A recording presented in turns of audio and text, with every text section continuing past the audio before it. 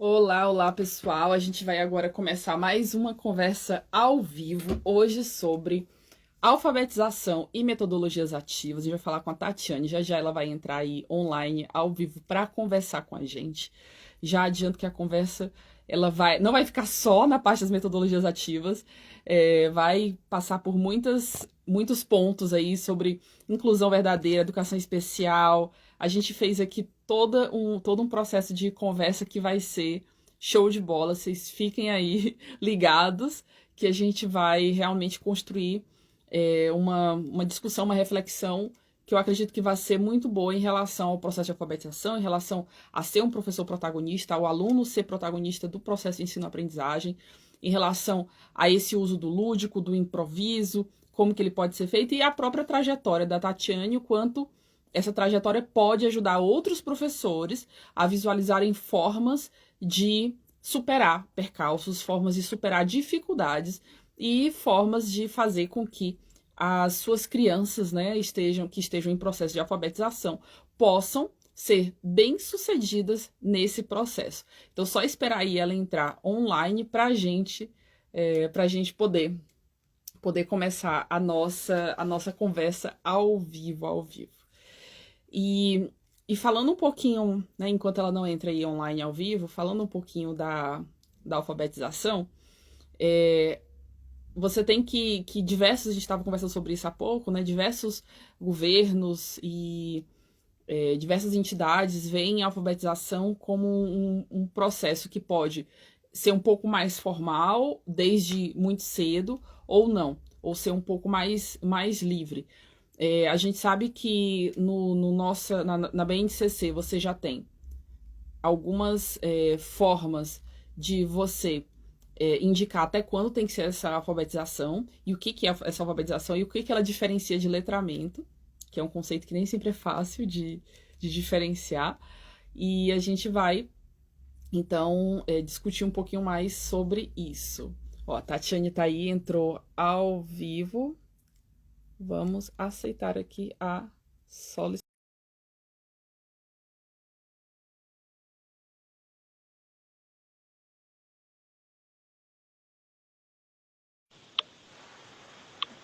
Olá, boa tarde. Oi, Tatiane. Boa tarde, tudo bem? Tudo bem, e você?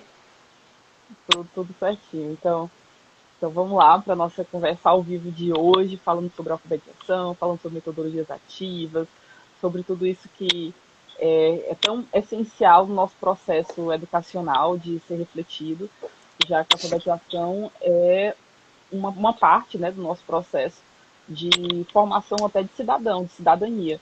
Né? A pessoa sem ela estar letrada e alfabetizada, ela acaba tendo acesso a menos direitos e ter mais problemas ao longo da vida. Você concorda com isso? Concordo. Uhum. Sim, porque né, o indivíduo que não é alfabetizado, não é letrado, como que ele vai desenvolver, né? Que tipo de trabalho que ele vai ter? Muitas vezes ele vai querer melhorar de vida, mas não vai ser possível porque ele não vai compreender o que ele vai estar lendo, se ele for somente alfabetizado, né?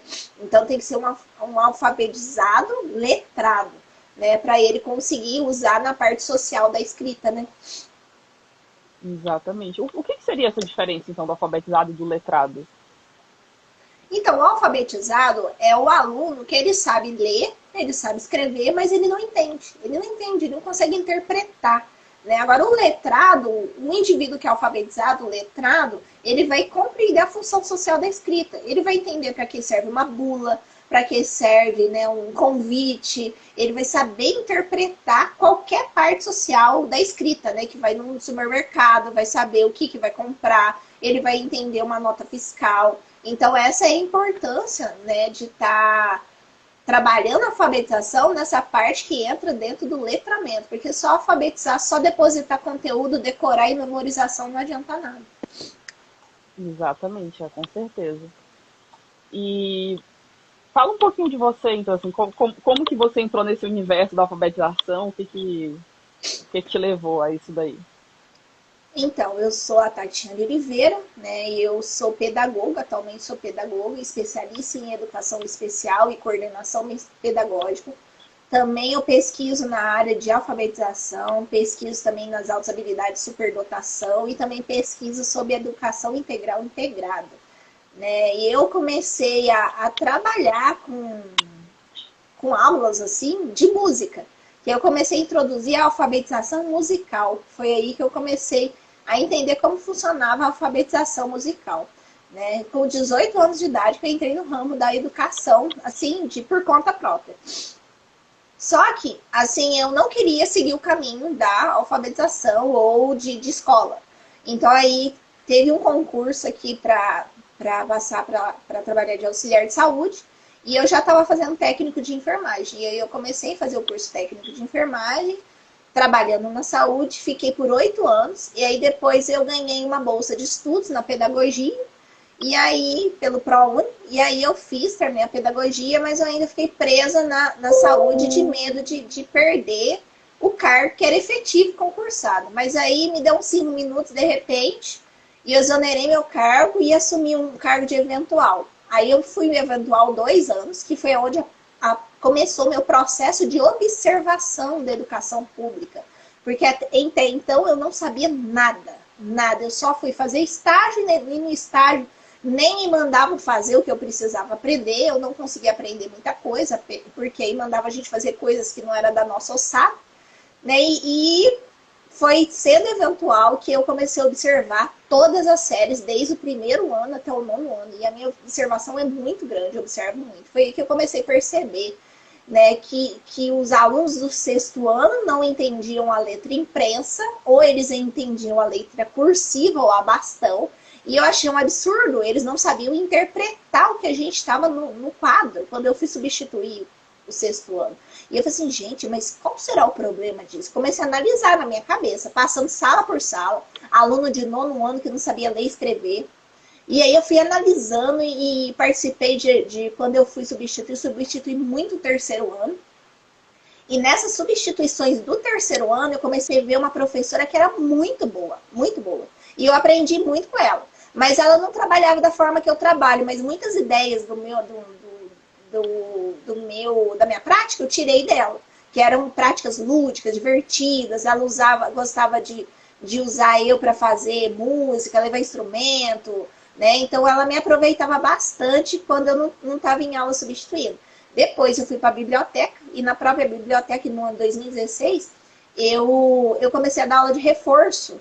Mas aí me dava um livro gigante com um texto desse tamanho, com a letra desse tamaninho, para as crianças aprenderem a ler e escrever. E eu não sabia como fazer aquilo. Eu não sabia. Eu sabia interpretar o que a criança tinha dificuldade, mas eu não sabia como. E aí foi desenvolvendo isso, e até que então a própria diretora da escola que eu trabalhei falou para mim que eu não tinha perfil nenhum para ser professora. Eu não tinha perfil. E aí o que aconteceu? Eu fiquei assim, nossa, né, será que eu vou ter que mudar de área? Porque eu não tenho perfil, vou ter que fazer outra coisa. E aí o que aconteceu? O Estado, ele mudou que os concursados, quem era concursado, passa na frente, mesmo que não seja efetiva. Eles não poderiam mais pegar outra coisa se não fosse regência de turma. Falei, a minha chance agora de ter a minha sala. E aí eu fui tentar pegar eventual novamente, não deu certo. E aí eu comecei com a alfabetização na sala multisseriada numa escola da zona rural. Foi a última que sobrou, ninguém quis aquela sala, porque era uma sala de 4 séries juntas. E foi aí que eu comecei a entender como que era a alfabetização. O dia que eu vi uma menininha de 6 aninhos e leu para mim hambúrguer, eu quase morri de felicidade, porque é uma palavra super difícil. E a forma que eu estava fazendo estava estimulando a aprender todas as palavras. E foi aí que eu comecei a compreender o processo de alfabetização na prática. E aí, nesse mesmo ano de 2017, eu peguei uma sala à tarde, que era no estado. E aí, por minha sorte, eu tive uma professora que ela tinha uma metodologia diferente, embora ela seja tradicional, mas eu consegui adaptar o que ela usava, né, na alfabetização para a minha prática de forma melhor ainda. Então, com base no que elas fizeram, na minha vivência, eu consegui fazer com que fosse, né, cada vez mais um leque de possibilidades. Para quê? Para eu conseguir nivelar todas as turmas. E aí eu descobri que eu era uma professora alfabetizadora e que eu nem achava que eu seria, porque a sala que eu achava pior de todos era o 1º ano. E hoje a sala que eu mais gosto é o primeiro ano. Uhum. E como que você vê a questão das metodologias ativas dentro desse processo de alfabetização? Então, as metodologias ativas, como eu já trabalho com música, então eu já usava a música como estratégia. Embora tinha escola que não aceitava eu usar música ou fazer uma coisa que saía fora do padrão. Então, como que aconteceu? Eu comecei a trabalhar coisas diferentes dentro da sala, fechada, com a minha porta fechada, porque a escola não permitia e eu tinha que fazer uma coisa diferente, senão a minha sala não aprendia, porque era uma sala muito difícil, que era a sala à tarde que eu tinha em 2017. E aí eu tinha que criar. Agora, de manhã, que era a sala no seriado, eu já tinha total liberdade.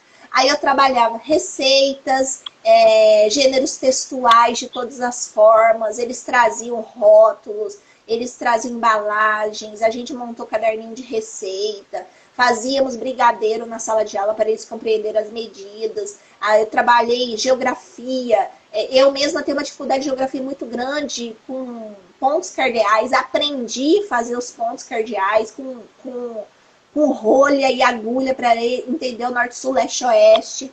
Eu desenvolvi uma leitura de leite cantada junto com a outra professora de uma poesia chamada O Buraco do Tatu, e aonde trabalhava os pontos cardeais, aí eu tocava e cantava, e a professora vestia de tatu, e nós montamos um mapa de onde o tatu foi. Então eles começaram a entender a geografia, e eu também, porque eu não entendia geografia. Então, dando aula, eu também estava aprendendo. Então era assim, arte, música, tudo quanto é estratégia que eu poderia ter, eu fazia, mas eu não tinha muito recurso, porque era uma escola na zona rural, não tinha internet. Às vezes eu levava o meu notebook, passava vídeo para eles compreenderem melhor. Eu trabalhava todas as inteligências com as atividades diversificadas para eu conseguir, né, nivelar todos os alunos. Eu fazia gincana da matemática, no quadro mesmo, já fazia gincana, quem terminava de responder primeiro, para entender. E a partir daí que eu fui alfabetizando também pelo nome, que começou na escola da manhã, passei para a escola da tarde. Em 2018 eu consegui alfabetizar pelo nome melhor ainda, e ainda aproveitei alfabetizar pelo nome na parte do português e também na alfabetização matemática. Que aí eu comecei a desenvolver e vi que é o que dava certo, porque eu não precisava de nada, só de um quadro e um giz, não precisava de mais nada. E só daquele formato eu já consegui desenvolver a sala inteira. Até os alunos com a maior dificuldade do mundo, alguma coisa aprendeu naquele ano. Uhum. Então, assim, só para esclarecer duas coisinhas, o que é a leitura de leite? Que às vezes alguma pessoa não é da área, pode não ter esse termo, né? O que quer dizer leitura de leite?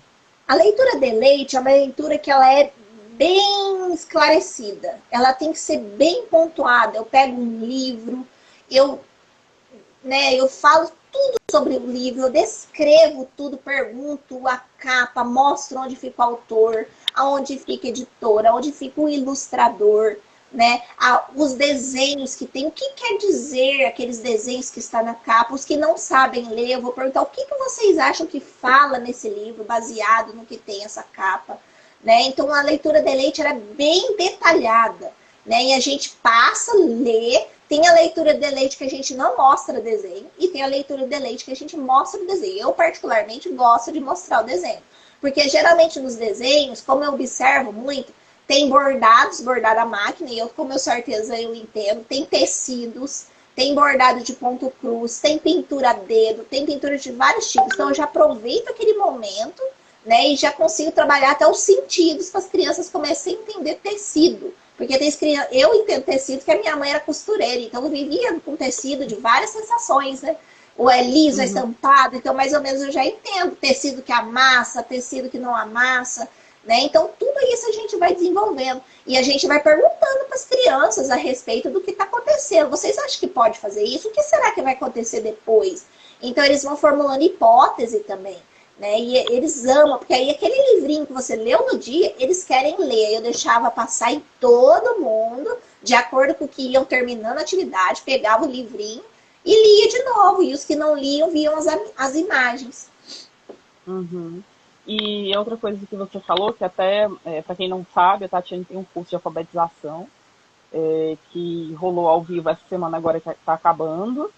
e ela vai, né, oferecer outras oportunidades, outras turmas para outras pessoas. E nesse curso você fala, um dos métodos que você fala de alfabetização é a alfabetização através do nome. Você pode explicar um pouquinho melhor o que quer dizer isso? Então, a alfabetização baseada no nome é o que eu chamo de aprendizagem significativa. Porque quer coisa mais significada do que o nosso nome? É o nosso. Né? Então, se eu entendo o meu nome, se eu entendo o nome do meu colega, eu vou ler qualquer coisa. Por quê? Os nomes que nós temos é uma variedade linguística muito grande. Não vai ser somente, né, uma variação linguística simples. Não é só palavras simples, né, sílabas simples. Vai ter sílabas de todas as formas. Então, quando eu começo a alfabetizar pelo nome, a criança tem que entender como que é o nome dela. Porque se eu falar Ana, eu não falo Ana. Eu falo Ana. E eu tenho que explicar para a criança como que é Ana. Por que tem esse som de An e não é A apenas?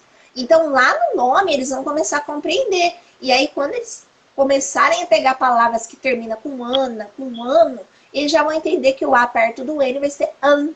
Então, é uma compreensão muito mais significativa, né? E a partir do nome, eu já começo a trabalhar consoantes, vogais, sílabas simples, sílabas complexas, separação de sílabas, palavras, frases. Aí eu já acabo entrando posso elaborar problemas baseados nas consoantes, nas vogais, na quantidade de palavras e por aí até onde a criatividade der. Só com o nome e um quadro eu já consigo alfabetizar muita criança que tem dificuldade. Exatamente. É legal ouvir essa sua experiência e o uso do nome. Como você falou, né, o nome é algo que está muito próximo da realidade da criança, porque ela nasceu com aquele nome dado a ela. E aí isso que tem a ver com a aprendizagem significativa, né? Você usar elementos do conhecimento prévio da criança para poder discutir um novo conhecimento, né? Que é essa quebra aí do nome, a partir dos seus fonemas, das suas letras, do entendimento de como que eles funcionam e por aí vai. E com certeza isso faz uma diferença muito grande na vida das crianças. E antes disso, né, eu esqueci de falar, quando eles ainda não sabem, quando é uma sala que já tem uma dificuldade maior, eu começo a trabalhar a consciência fonológica, tipo assim, A-N-A, fala pra mim uma palavra com A. Aí eles vão começar a pensar, porque muitos não conseguem, tem uns que têm uma dificuldade imensa. E demora meses para você conseguir uma criança pensar uma palavra com A, ou com O, né? Então é difícil. Então eu começo assim, perguntando, dependendo do estilo da turma. Se aí eu já vejo que eles já têm a consciência fonológica das letras que começam, eu já pulo para essa parte das sílabas, entendeu? Legal. E aí é bom também, então, a gente falar até disso aí, da questão da consciência fonológica e de como que você começou a usar a parte fonética no processo de alfabetização. Como que foi isso para você? Quando eu comecei a trabalhar a parte fonética foi quando eu fazia conservatório de música e na aula de canto o professor ensinou pra gente os sons de todas as letras. E aí eu comecei a entender, mas eu não dava aula, eu não vi ninguém usar, assim, nunca vi nenhuma professora usar os sons das letras. E eu fiquei com aquilo na cabeça, porque aí eu comecei a ensinar canto e comecei a associar, porque eu aprendo muito por associação. E aí depois eu tive um problema na prega vocal, que eu fiquei sem voz uns 3 meses por conta de alergia. E aí eu comecei a fazer fono. E aí eu comecei a ter crianças na sala com dificuldade na fala. E eu perguntei para a fono, eu posso fazer os exercícios de fono na sala para eu ajudar essas crianças? Porque elas não vão na fono. A mãe e o pai não levam. Aí comecei a fazer os exercícios. O F, V, né? E aí eu comecei a entender que a dificuldade ortográfica era o FV, o SZ, né? E aí eu comecei a associar, porque eu trabalho por associação. O que acontece aqui, eu associo aqui, pronto, montei meu método. E aí que eu comecei a trabalhar a questão da fonética e da consciência fonológica, porque eu aprendi a ler pela palavração ou pela parte global, né, que é o método global, porque eu não aprendi o babebi bobu. Eu aprendi na escola, mas a hora que eu fui eu já sabia. Então, como que eu ia conhecer uma coisa que eu nem vivenciei? Então, olha você ver, foi uma coisa que deu errado para mim. Eu sofri muito, porque eu fiquei sem voz, mas foi uma forma que ajudou a entender o processo de alfabetização pela parte fonológica. E é muito bom até a gente falar isso para quem está assistindo, né, outros professores e tudo, que é esse o processo mesmo. A gente precisa buscar todas as experiências que a gente tem na vida, positivas ou negativas, e transformar isso em conhecimento para a gente usar para frente. Então você pegou aquele conhecimento que você obteve a partir do seu problema, né, das pregas das cordas vocais, para auxiliar na alfabetização lá na frente, quando você teve essa possibilidade de alfabetização usando a parte de fonética. Isso é bastante interessante. E qual que é a importância da família nesse processo de alfabetização? A família tem que ser uma peça-chave, né, no processo de alfabetização. Por quê? Se a família trabalha em equipe com o professor, a alfabetização é garantida. Se o professor trabalha sozinho na sala de aula e a família deixa fazer o que quer em casa, o seu trabalho vai por água abaixo. Se a criança ela já tem uma persistência em si própria, ela já percebe que a família dela é um pouco diferente da mentalidade que ela tem e ela quer ser diferente, essa criança desenvolve. Mas aí nós temos que ter uma parceria muito grande com os pais, né? Tentar chegar nesses pais, tentar demonstrar carinho, atenção, principalmente para os que têm um pouco menos de estudo, que não estudou na idade própria, porque a alfabetização hoje já é diferente do que era antigamente, né? Antigamente era cartilha, era o barquinho amarelo, era cartilha caminho suave. Não estudava criança na escola que tinha dificuldade de aprendizagem, era só os melhores mesmo, os que não conseguiam sair da escola. Então hoje todo mundo tem que estar estudando, independente da dificuldade ou não. E os pais, eles têm que ter uma mente aberta, que eles têm que aprender também. E nesse curso de alfabetização que eu estou ministrando, que terminou a última aula ontem, vários pais estão participando, porque a aula é muito prática. A aula, assim, ela abre bem a mente de coisas simples que a gente tem que fazer, que a gente contribui para a alfabetização do filho, que às vezes a gente nem percebe, né? São coisas simples que com básico eu consigo ajudar, né? Então, os pais precisam disso. Principalmente esses pais que eles têm uma certa dificuldade. A gente tem que tentar chegar nesses pais, né? Eu mesma tinha medo de ter contato com pais, porque quando eu trabalhei não se podia ter contato com o pai. Você não podia conversar com pai e mãe, não podia. Você não podia falar nada. Era reunião de pais, entrega de nota, acabou, vai embora. E aí eu comecei a modificar. Falei, não, preciso de vínculo com esses pais precisam confiar em mim para que eu possa, né, fazer esse processo de alfabetização ser efetivo, né? Ou pelo menos que ele flua, né? Pode ser que às vezes eu não chegue até o final do ano alfabetizando todos, né? Porque cada criança de uma forma. Mas só que pelo menos uma boa parte de compreensão eu preciso. Então esse vínculo com a família é de extrema importância. E a gente demonstrar que a gente sabe para os pais é muito importante. E a gente demonstrar também que a gente não sabe tudo também é importante, porque eu já lidei com professores que eles se achavam os taus, porque tinha 30 anos de educação e não tinha a mente aberta para aprender comigo, que tinha 5 anos apenas. Então, às vezes, tem pessoas novas aí que têm ideias inovadoras, que pode estar te ajudando e você não aceita ele, como muitas vezes aconteceu comigo. Uhum. Não, isso é importante também se falar, que é bem isso. A gente precisa estar aberto a novas ideias, independente de onde elas venham. Entra, inclusive, naquele outro processo que você falou no começo, que é o quanto você observa os seus alunos, e a gente precisa ter isso como seres humanos, né? A gente precisa observar o que está acontecendo ao nosso redor, independente se aquela informação veio de alguém com PhD, doutorado, enfim, o que seja naquele assunto, ou alguém que tenha 30 anos, 40, 50 anos, né, naquela área, ou alguém que é recém-entrado na área, ou que está com aquela visão nova do assunto, porque às vezes é isso, às vezes a pessoa chega com uma visão fresca, né, nova do assunto, e percebeu alguma coisa que uma outra pessoa que está com uma visão já mais sedimentada, às vezes não percebeu. Então a gente precisa, né, como seres humanos, estar sempre aberto a essas possibilidades, a tudo que acontece aí ao redor da gente, independente de onde que vem. Eu nem perguntei, Tatiane, você está falando de onde mesmo? Para falar pro pessoal? Eu falo de Poço Fundo, sul de Minas Gerais. Poço Fundo, sul de Minas. E uma você pequena cidade de 16 mil habitantes. Exatamente. Então eu falo de uma cidade de 16 mil habitantes no sul de Minas Gerais. E você é do Sul, né? Eu, na Onde você verdade, eu sou de Minas mesmo, só que eu morei tá? em Santo André, São Paulo, até os meus 16 anos de idade. Aí depois eu Hum, voltei para cá, né? Minha mãe morou em Cabo Verde, que é uma cidade aqui de Minas.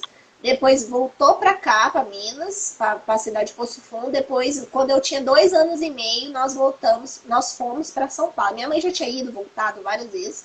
E aí agora, desde 2001, eu resido aqui. Então faz 20 anos já que eu moro aqui em Poço Fundo. entendi.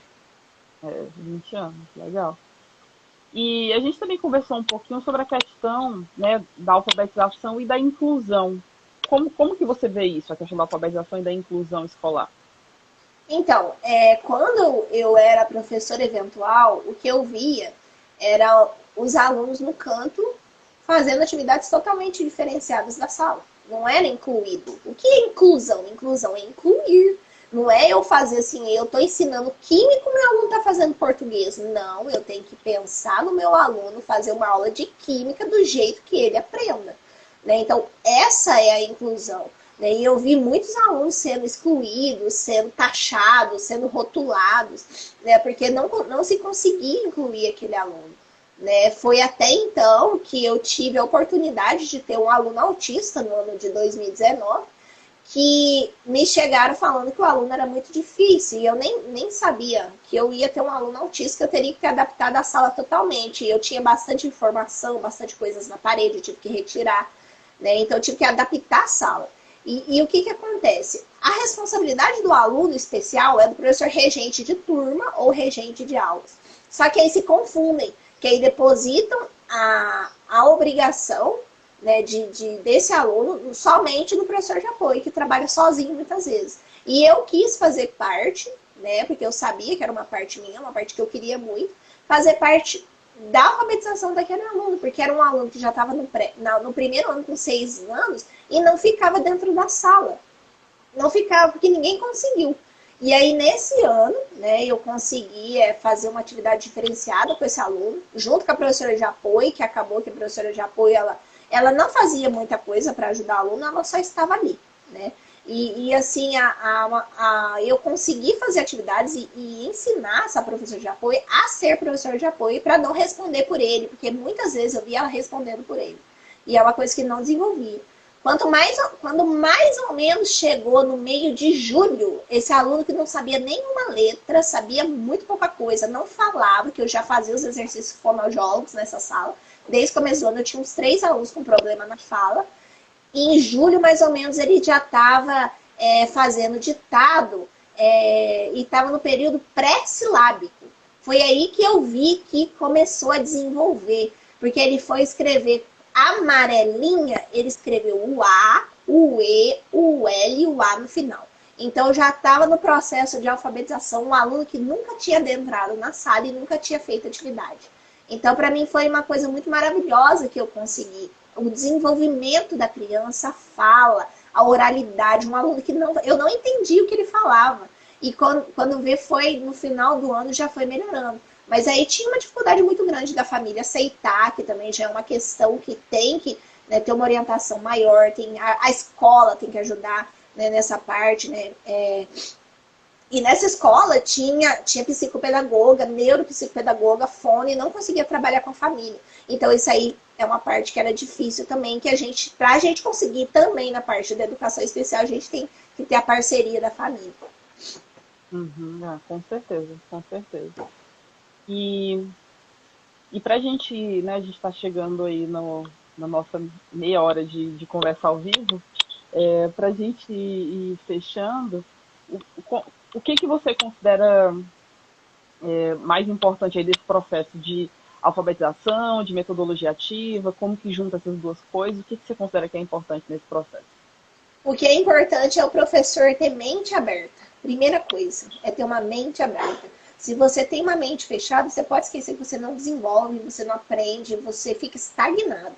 E às vezes, muitas vezes, né, o professor, ele para no tempo porque ganha pouco, porque só fica em volta de pessoas que reclamam do salário e esquece de agradecer o pouco que tem e não preocupa com o seu aluno que está ali. Fica ali, vou trabalhar, vai embora, acabou. Então, eu acho que o mais importante para você conseguir desenvolver tudo isso e conseguir efetividade no teu ensino e na alfabetização é o professor ter mente aberta, não ficar só baseado no ensino engessado. As escolas, diretores têm que ter uma visão ampla e forma de leque, porque se a gente faz afunilar, a gente não consegue abranger todos os alunos. Com certeza. Então, faço das suas palavras as minhas, né? Que a gente possa ter mais professores com mente aberta, professores que observem seus alunos, que percebam os diferentes perfis de aprendizagem, que a gente precisa atender a todos esses perfis de aprendizagem. Não é fácil, como você falou aqui, não é fácil. É difícil, é complicado, a gente sabe disso. Tem muitos fatores aí que podem ser percalços nessa caminhada. Só que aí quem escolheu ser professor na vida precisa estar consciente disso e batalhar, e lutar e buscar superar esses percalços e de preferência com, né, o apoio dos seus coordenadores, seus diretores, da família. Então, assim, todos os atores do processo de ensino-aprendizagem são essenciais para o sucesso do processo de ensino e aprendizagem, né? Então, Tatiane, muito, muito, muito obrigada. Muito obrigada por essa conversa. Muito obrigada pelo compartilhamento. E quem tiver aí mais dúvidas de alfabetização e dos processos, pode mandar uma mensagem aí direto para a Tatiane, que ela vai poder esclarecer e vai poder falar um pouquinho mais do curso dela. Quem quiser ainda fazer para as próximas turmas, entre em contato para que você possa aí ser incluído e participar desse processo que, né, é essencial aí para todos os professores que estão nessa fase aí de alfabetização. Então, muito, muito obrigada. Obrigada a você pelo convite. Tchau. Tchau.